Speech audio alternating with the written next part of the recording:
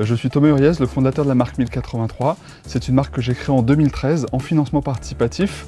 Concrètement, 1083, c'est la distance qui sépare les deux villes les plus éloignées de l'Hexagone. Ces deux villes sont Menton au sud-est et Porte-Poder, un petit village au nord de Brest. Et donc notre démarche, c'est de fabriquer des jeans et des baskets éco-conçus à moins de 1083 km de chez vous.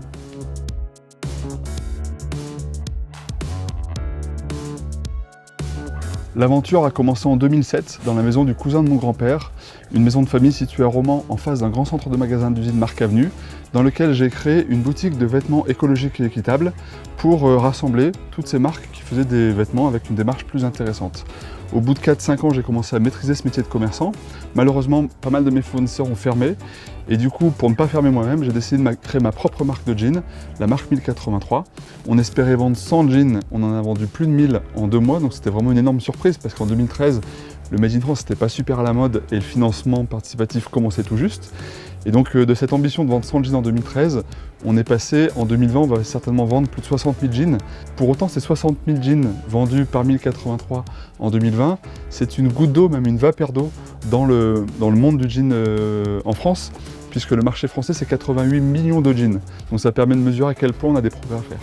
J'ai choisi le jean parce que je trouve que c'est un produit que tout le monde porte, les hommes, les femmes, les jeunes, les vieux, les catholiques, les musulmans. Du coup, ça en fait un véhicule super intéressant de nos idées, de respect des gens, de respect de l'environnement. J'ai choisi aussi ce produit parce que c'est un produit de grande consommation, super polluant, super concurrentiel, super mondialisé.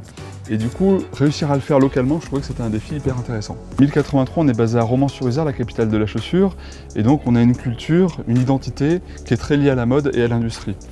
C'est la raison pour laquelle savoir-faire, maîtriser ses capacités de production, c'est un point essentiel pour moi. D'une part, c'est passionnant, parce que ça permet de découvrir des savoir-faire, de rencontrer des gens, des passionnés. Et d'autre part, c'est le seul moyen aussi de s'assurer sur le long terme une certaine maîtrise des produits que l'on vend. Pour autant, choisir de tout faire, c'est très risqué et très capitalistique, parce qu'il faut former tout son personnel, acheter toutes les machines, et du coup la marge serait trop haute. Donc notre modèle, il repose sur deux choses, le fait de tout savoir faire, donc on a intégré tous les métiers, la confection, le délavage laser, le tissage, la filature, au fil des ans on a tout intégré.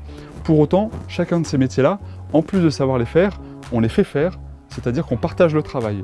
Donc on confectionne nos jeans, mais on confectionne aussi avec des sous-traitants.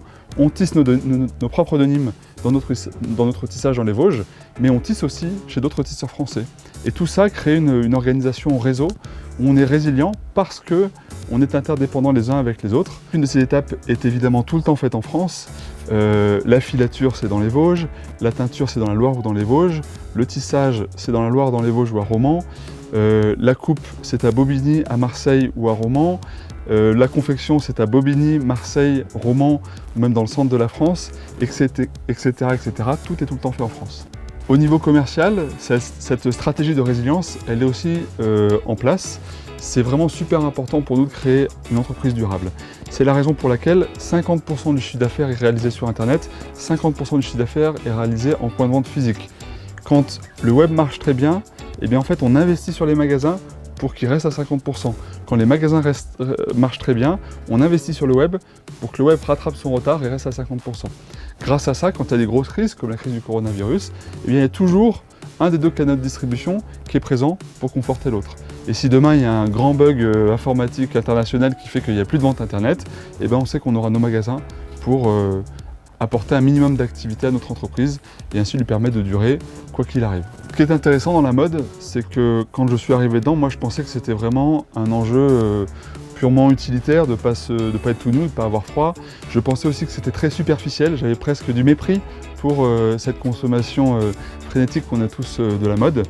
Et je me suis aperçu qu'en réalité, la mode, se vêtir, c'était un enjeu ultra primaire dans la pyramide de Maslow. C'est un des enjeux basiques, c'est l'enjeu identitaire. Et donc tout l'enjeu consiste à proposer une offre qui réponde à cet enjeu identitaire-là, c'est-à-dire faire des vêtements beaux, de qualité, et en même temps de faire des produits qui soient éco-responsables, c'est-à-dire qui respectent les gens et l'environnement. Et donc le pari de la boutique éthique que j'ai ouvert en 2007 et le pari de 1083, c'est ceci, c'est faire des produits de qualité et en même temps plein de sens.